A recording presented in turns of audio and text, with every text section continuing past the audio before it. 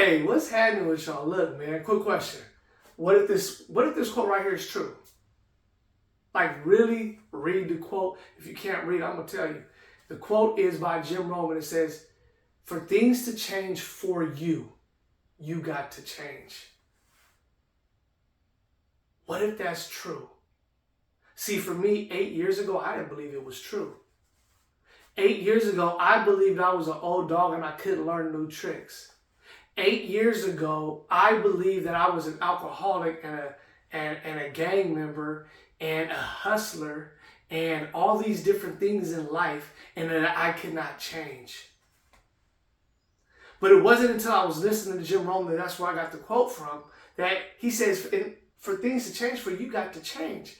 And in this video, he birthed something in me, and that's what I'm going to share with you today. I'm going to share with you 3 steps on how you can actually be the change you want so you can get different results in your life. Right? How does that actually be? It starts with being a leader of self. Right? In everything I do and everything we talk about, anytime we have this conversation, understand that you are the leader of yourself.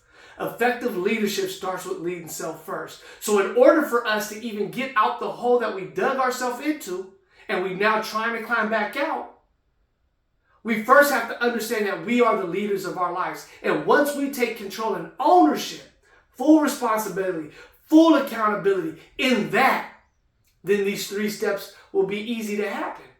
Right? If you look and you've tried everything, you've tried all the plans, you've done all the things. The one thing you probably haven't done is personal development. The development of your personal self, self-leadership. And today we're going to talk about the 3 steps that helped me, right? These are the 3 steps, that it's helped me change everything in my life for these last 8 years of my life, right? How I went from the things that I said to who I am today, right? An award-winning author, a national speaker, the CEO and founder of Hood Proverbs. How did I do that? From being somebody who was in these streets, committing crimes, thinking I would never be a quote-unquote L7, a square. I told myself I'd never be that. However, in these 3 steps, the first one I had to learn was I had to change my philosophy. What's your philosophy in life? See, my philosophy was I am above the law. I am not a square. That was a part of my philosophy. I am cooler than you because I take risk in my life and go to prison and go to jail. I am super fly because I do designer drugs. See, that was a part of my philosophy. My philosophy was, my life isn't changing because you haven't changed it for me. That's the philosophy. What's your philosophy? Are you the person who says, you know what, I am this way. This is all I've ever been. This is all I know. I can't change. Old dogs can't learn new tricks. Or what about this? I think it's Albert Einstein who said this. Ask yourself if you live in a friendly or a hostile universe. Your answer to that will be a part of your philosophy. The philosophy is the beliefs that you hold, that you carry out through the world. And then because of those beliefs and the philosophy that we have, our eyesight, right, what the world will bring back to us, right, through our reticular activating system is geared towards making sure that everything that we believe is true for us. And so in order for us to change, and we're talking about changing from within, self-leadership, changing from effective leadership starts with leading self first, we have to change our philosophy. See, so first what you do is identify, right? We're going to identify what our philosophy is. One, that's the first thing we got to do. We got to identify the philosophy. What do we do? Are we pessimistic? Are we optimistic? Are we negative? Are we positive? What do we think about? What are some of our things that we think about? And then once we do that, right? Once you identify your part of your philosophy, and if the things that we don't like in our philosophy, on a sheet of paper, look, I'm old school. Get a pen and paper. Get a pencil and paper. Right? Or you can use your phone. I get it. Some of y'all gonna be like, Jones, I'm using my phone for my notes. That's cool too. But write down the opposite. So for me, my philosophy, I was optimistic. Highly optimistic. Excuse me. I wasn't. I am now. See, there's so much in me right now, I can't even say it. But I was pessimistic. I was. So much so, I remember I had a buddy that I haven't seen in some years. Me and him was in prison, right? This is years ago. This is about 2005, 2006, right? Close to 20 years ago. And I hadn't seen him up until the year, it was like about 2022. So what's that, about 18, 17 years, something like that. And he's like, man, I'm really proud of the change that I've seen in you, right? I had written a book at the time. I was working for a nonprofit organization. And he was like, you know what? I was like, what? He said, Jonas, when you used to walk up to us on the yard, we were talking about in prison. He's like, when you used to walk up to me and the homies on the yard, I don't know if you ever knew, but we would walk away because you were so negative. And I started to think about that. I said, dang, I didn't even know that, bro. But when he said it, I started to think about what was my philosophy then. And I'm going to tell you one of my philosophies. Some of y'all probably live by this one. It was expect the worst and hope for the best. What is that saying, right? Analyze our philosophy. What is that saying? By me saying I expect the worst, automatically off top is I don't think nothing good is going to happen to me in my life. And I just hope and pray and wish that something positive happens. If it does, that's a blessing. But let me not even expect that. That was my philosophy. And once I understood those things were my philosophy, like I'm telling you now, you got to write it down. So I started to write down, you know what? I am optimistic. What does optimism look like for me? Right? It's believing that all things are possible. I live in a world of possibilities, that my energy and efforts will be rewarded. That's a part of my philosophy. What is yours? Write it down, right? Write that down. Now we're going to go into step 2. Step 2 is this. We got to get rid of our bad habits. See, once you identify your philosophy, you write down your philosophy, you start reading your philosophy every day, right? Read it every day. One time a day. I don't care what it is. I'd rather you do it when you wake up or before you go to bed. But guess what? Life be lifing. So I understand it, right? But you got to read it sometime. Do it when you are in the bathroom, maybe when you're brushing your teeth, maybe when you're on your lunch break, whatever you need to do. You got to read your philosophy so that it can start to download into your subconscious so that you can start getting the belief. And so that's step number 2, right? Is understanding that your habits. We're all one bad habit away from leveling up. See, this is how, when it says for things to change, for you got to change. Well, 1, we got to change our philosophy. 2, we got to change our habits. And how do we do that? Is understanding that there's one bad habit. Everybody has one. Everyone has that one bad habit. It could be a thinking habit or a doing habit. But we all have one bad habit that is blocking us from leveling up in our own lives. And leveling up may be something different for you. Leveling up for you may be, waking up at a certain time. Leveling up to you could be stop flashing and being rude to your children. Leveling up could be stacking more money, saving more money. I don't know what leveling up is to you, but I know there's a habit that's blocking you from doing it. Because there was a habit that was blocking me from mine. Right? For me, 8 years ago, I did a live autopsy on my life. I started to analyze my life. And I started to think, and for years, my wife during those times would tell me, you know what, you need to stop drinking. And I don't want to hear nothing. That's what I would tell her. You ain't my parole officer. You ain't my probation officer. You ain't the judge. You ain't my mama. I don't know what you're talking about. I do what I want. You know what I'm saying? And I believed that was my philosophy. And we rocked like that for years. And it wasn't like I said until 8 years ago. I said, you know what? I started to look at my life. I did that live autopsy. And I said, all the bad decision making in my life, at least 90% of it, had alcohol a part of it.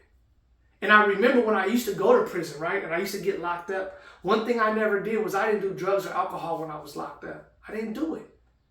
And so then that gave me a key. One is, okay, there's a proof of concept that I'm not an alcoholic. But it also had me think, well, when I was on the streets, all my bad decision, or at least 90% of my bad decision making came from I had alcohol in my system. And I said, you know what? If 90% of my bad decision making comes from when I have alcohol in my system, right? Well, if I remove it, well, maybe 90% of my life will get better. See, that was the optimism. That was because I changed my philosophy first. And I said, well, if that is to be true, what will my life look like if I take 90% of the bad decisions out of my life? It's going to be 90% better. And now talking to you 8 years forward, it's a world of difference. Right now, I am 7.5 years sober. Right? And that bad habit right there, it allowed me What I didn't know then, but over time I realized that alcohol had me spending more money, right? Because when you get drunk, you want to go get something to eat. You know what I mean? I would do other drugs when I would drink, right? I'll go buy other drugs to use, so I would save money that way, and I'm not hurting my body. There was so many benefits that I have seen. Clarity. I'm not waking up with my liver and kidneys and all my whole body hurting. It doesn't take me a whole 7 days to recuperate. Look, I'm 45 right now. When I stopped drinking, I was 38. Really 37, turning into 38. And so it would take 7 days to even get 3 to 4 days physically to get together, but it would take 7 days for my mental clarity to be sharp again. I know some of y'all going through that right now. And now that I stay sharp, now that I'm not running and escaping from my emotions, I'm learning how to have conversations. I'm still learning, but I'm learning now to address these conversations, address these feelings, address these emotions, right? And it kept me in line. See, because of my goals, right? Me and my homeboy used to always talk. We would say this, man, those are one of your ashtray dreams again, right? or empty liquor bottle wishes. Meaning the night before I'd have all these dreams and all these things that I want to do because I was high and drunk. But then the next day, because I was hungover, because I don't remember what I said the night before, my dreams evaporated. And that's what I'm talking about, leveling up. There's that one thing that you know if you keep doing, you're not going to get to the next level in your life. What habit is that for you? What habit is that for you? So when you identify that habit, then we got to, step number 3, we got to kill the habit. Right? Baby steps equals great lengths. I'm not asking for us to, you might have 1,000,000 bad habits, 1,000, 2, 3, 4, 5. I had so many. Right? But let's first start knocking off that big one. Whatever that one is that's stopping you from leveling up, let's take baby steps on how to eradicate that. Because that's what it's all about. And for me, what I did was when it came to the drinking, those that I didn't have the strength, I didn't have the courage, didn't have the wherewithal to erase people's phone numbers out of my phone because I had this loyalty bug in me that I felt like I didn't want to, although they wouldn't have never known, I thought I couldn't erase their phone numbers out of my phone because I owed them something. What I did was for certain people that I knew I just couldn't say no to, I put DNA, I erased their name and I put DNA, which stood for do not answer. And I had there was probably about 5 people. I was like DNA, then I had DNA 2, DNA 3, and I still have that to this day if I run through my phone and check my contacts. Right? And for me, that was a baby step because I started to understand what were my triggers in doing these bad habits. So when you start to take your actionable steps, you can start thinking about what triggers you to go and do that bad habit. What are your triggers? For me, it was stress. It was control from my wife that I thought she was trying to do. There was a lot of different areas of why I would drink.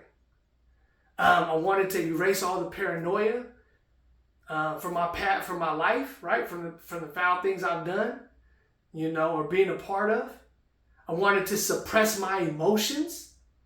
I didn't want to feel nothing, right? And so alcohol allowed me to escape, right? I didn't call it escape. I just want to have a good time. I don't want to stress. You know how some of us, when I get home, let me get a bottle, let me get something to drink, let me just have a sip of wine.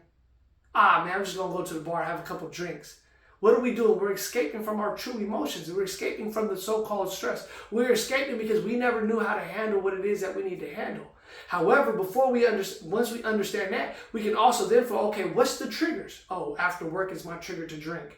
You know what? Let me find a new routine to replace that after work drink. Right? That's called the vacuum law of prosperity. Once the vacuum law of prosperity, I learned this from Bob Proctor. He stated this: once we remove something from our life, by law, something has to take its place. But nothing will take its place if something is already in its place. And so for us, if we want something, we want prosperous things in our life, we'll remove the BS, right? And then we will now replace it with the thing, the said thing that's going to get us toward our goal.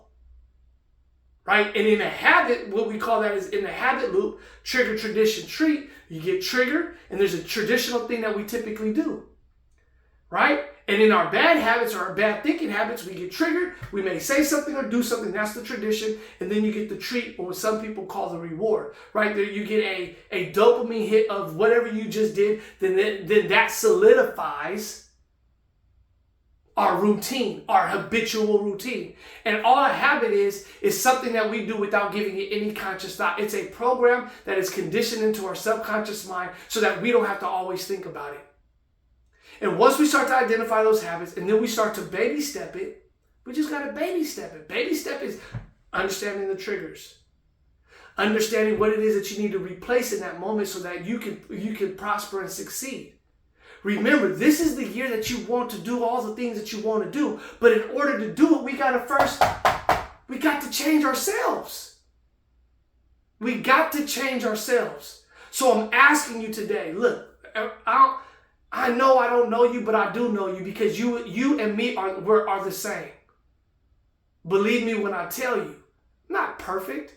I still got a whole lot of things that I'm working on, and I got another habit that I need to go ahead and dismantle so I can get to the next level. But today's the moment, right? There's those 3 steps. Remember, change your philosophy. Let this be true in your life. For things to change for you, you've got to change. Let that sink in. Hey, much love to y'all, family.